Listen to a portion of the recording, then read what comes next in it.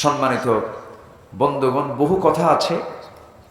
এই যে আমরা সিচুয়েশনগুলো আমরা দেখছি, এই সংকটকে দূর করার জন্য একমাত্র মাধ্যম আল্লাহ তাআলা আমাকে আপনাকে দিয়েছেন সকল সমস্যার সমাধান করার জন্য। কোন কিতাবটা দিয়েছেন? আমরা শুনতে এসেছি, এই কিতাবের কথাই কিন্তু শুনতে এসেছি। কিন্তু এই কিতাবকে কিছু মুসলমানের পুরোপুরি মানতে আপত্তি আছে। কিছু কিছু মুসলমান বলে কোরআন মানি, কিন্তু সব জায়গায় মানা যাবে না, এটা অসুবিধা।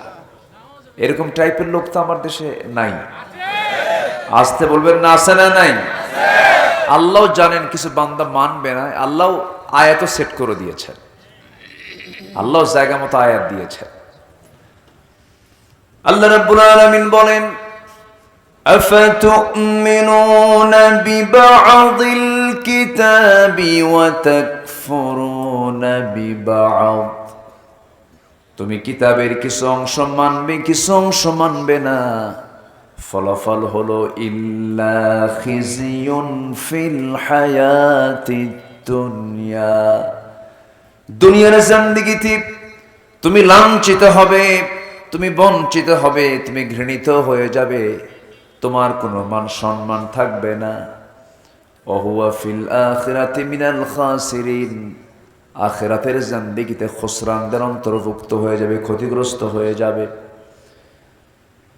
এই যে আজকে গোটা পৃথিবী জুড়ে 750 কোটি মানুষের ভিতরে প্রায় 200 কোটি মুসলমান, প্রতি 4 জনে একজন মুসলমান। 57টি মুসলিম রাষ্ট্র গোটা পৃথিবী জুড়ে। খনিজ সম্পদ সবচেয়ে মুসলমানদের বেশি, প্রাকৃতিক সম্পদ মুসলমানদের বেশি। সবকিছু সম্পদ, সংখ্যা, সবকিছু মুসলমানদের ইতিপূর্বে সকল সময়ের চাইতে বেশি থাকার পরেও, নিকটবর্তী সময়ে বেশি থাকার পরেও আজকে গোটা পৃথিবী জুড়ে সবচাইতে নির্যাতিত একটা জাতি, তার নাম কি বলেন? তার নাম কি? মুসলমান। মার খাচ্ছে কেন? আল্লাহ নিজেই তো বলছেন কিছু অংশ মানবা, কিছু অংশ মানবা না।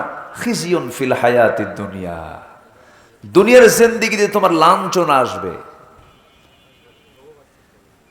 তুমি তিরস্কৃত হবে, অপমানিত হবে, লাঞ্ছিত হবে, বঞ্চিত হবে। তাই তো হচ্ছে। আল্লামা ইকবাল বহু আগে, কত আগে, 19বিংশ শতকের দিকে তিনি বলেছেন, ও জমানে মে মুআজ্জজ থে হম মুসলমা হোকর, और तुम खारे हुए तारिকে কুরআন হোকর। সে যুগের মানুষেরা কোরআনে কারীম কি ইত্তেবা করার কারণে, কোরআনে কারীমকে তাজিম করার কারণে, কোরআনে কারীমের আইন কানুনকে মেনে নেওয়ার কারণে গোটা পৃথিবীতে তারা শৌর্য বীর্যের চূড়ান্ত শিখরে অবস্থান করেছিল। আজকে মুসলমান জাতি কোরআনকে ছেড়ে দেবার কারণে গোটা পৃথিবীতে আজকে লাঞ্ছিত জাতিতে রূপ নিয়েছে। এই জন্য তাফসীর মাহফিলে এসে আমার প্রথম আহ্বান সবার কাছে এটাই থাকবে, আমরা মূল জায়গায় ফিরে আসি। যে নেতা আপনাকে কোরআনের কথা বলবে না, সে নেতার মুখে আমরা থুতু মেরে দেই, ঠিক কিনা? যে নেতা আপনাকে জাহান্নাম থেকে বাঁচাতে পারবে না, সে নেতৃত্বকে আমরা না বলি। যে নেতা আপনাকে নামাজের জন্য বলবে না, যে নেতা নিজে নামাজ পড়বে না, তার পেছনে আমাদের দৌড়ানোর কোনো দরকার নাই। ভুল বারবার করা যায় না।